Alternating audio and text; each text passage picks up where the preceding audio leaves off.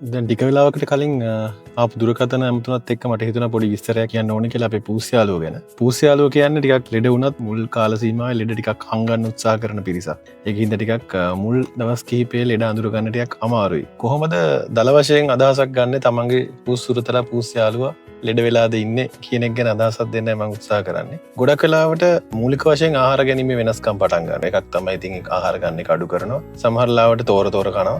සමහර අවස්ථා තියෙනවා සමහර ලෙඩ තියෙනවා අසීමිතව කනවා. අසීමිතව වතුර බොනවා. සමහර අවස්ථා තියෙනවා වතුර බොන එක සම්පූර්ණයෙන්ම නතර කරනවා. ඒ වගේ ආහාර රටාවේ වෙනස්කම් දකින්න පුළුවන් අංක එක. අනිත් එක තමයි හැසිරීම රටාව ගත්තොත් එහෙම හැසිරීම එක්කෝ අලස ගතියට වැඩිපුර නිදාගෙන ඉන්න උත්සාහ කරන වෙනද කරන තියෙන ඇක්ටිව් ගතිය නෑ සෙල්ලම් කරන්නේ නැහැ. පැත්තකට වෙලා ඉන්නවා හිමින් ගමන් කරන්නේ.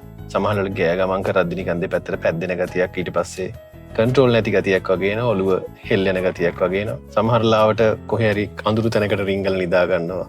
අනිත් එක තමයි අර සාමාන්‍ය දිනචර්යාවේ යාගේ කරන ගෲමින් එක පිරිසිදු කරගන්න ක්‍රියාවලිය නතර කරලා දානවා. ඒතකොට යන්නේ අපිරිසිදු ගතියක් පෙන්වන්න ගන්නවා දිනෙන් දින. ඒ වගේ හැසිරීමේ වෙනස්කමුත් දකින්න පුළුවන්. හුස්ම ගැනීමේ අපහසුතාවය එතකොට කට ඇරගෙන හුස්ම ගන්න පුළුවන්. එහෙම නැත්නම් හුස්ම ගද්දී වීස් එක වගේ සද්දයක් එන්න පුළුවන්. බඩත් අකුරලා නිකන් අමාරුවෙන් බඩ පාවිච්චි කරලා හුස්ම ගන්න වෙලාවල් තියෙන්න පුළුවන්. වෙනහළු සම්බන්ධ ප්‍රශ්නයක් වෙන්න පුළුවන් නැත්නම් ඇලර්ජි එකක් වෙන්න පුළුවන් ආසාදනිකතාවයක් වෙන්න පුළුවන්. ඒකින්ද ඉක්මනට ප්‍රතිකාර වලට යොමු වෙන්න ඕනේ. අනිත් එක තමයි සමහර සුළුතුළුන්ගේ වෛරස් ආසාදනවලදී විශේෂයෙන් හොටු දියර ගැලීම, කිව්සුම් යන එක, ඊට පස්සේ නාසය වටේ නිකන් හොටු මිදිලා නිකන් බ්ලොක් වෙලා වගේ තියෙනවා. එහෙම වෙනවා සමහර වෛරස් ආසාදන. ඊට අමතරව සමහර ආසාදනවලදී විශේෂයෙන් අක්ෂි පටල ආසාදන වල ඇස් වලින් කබ කඳුළු ගලන්න ගන්නවා.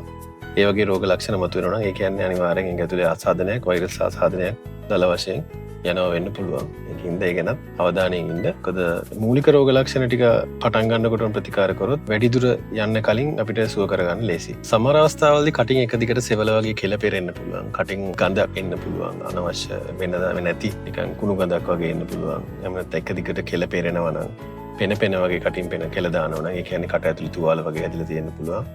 කට ඇතුලේ සමහර විදුරු මස්සල ආසාදන වගේ යනවා වෙන්න පුළුවන්.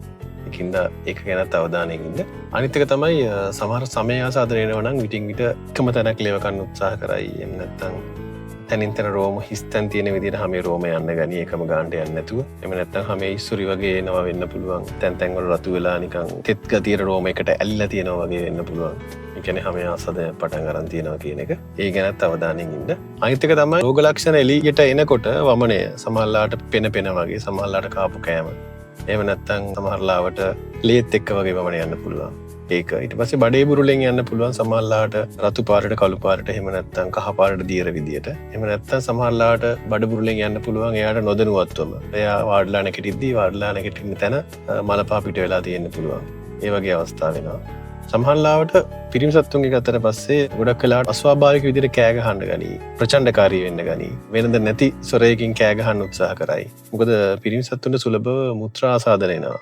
ඒ අවස්ථාවල අධික වේදනාවක් අපහසුයක් දැනෙන හින්දා ඒක හදිසි අවස්ථාවක්. විශේෂයෙන් පිරිමි සත්තුන්ගේ මුත්‍රා කරන්නේ නැත්නම් බඩ පිපිලා වගේ මුත්‍රා පිරিলা වගේ හැඟීමක් දැනෙනවා නම් කැතීටර්ස් දාලා මුත්‍රා අයින් කරන්න ඕනේ. නැත්නම් වග්ගොඩු හානි වීමක් දක්වා යන්නත් පුළුවන්. එහෙම නැත්නම් ලේ විසවීමක් මුත්‍රාශය පිපිරීමක් දක්වා යන්න පුළුවන්. පොඩ්ඩක් අවධානයෙන් ඉන්න පුස් සුරතලුන්ගේ වෙනසක් දැනෙච්ච සැනින් ඔය ළඟ වෛද්‍යවරයාට එක්කන් යන්න. මොකද පුස්යාලුන්ගේ මුල් කාලේ ආසාදන අඳුරගෙන බෙහෙත් කරන එක ලේසි. මොකද එයාලා විජරණය වෙලා ටිකක් ආසාදිත තත්ත්වයට ආවට පස්සේ බෙහෙත් කරනට වැඩි. ගින්ද ඒ ගැන පොඩ්ඩක් අවධානයෙන් ඉන්න.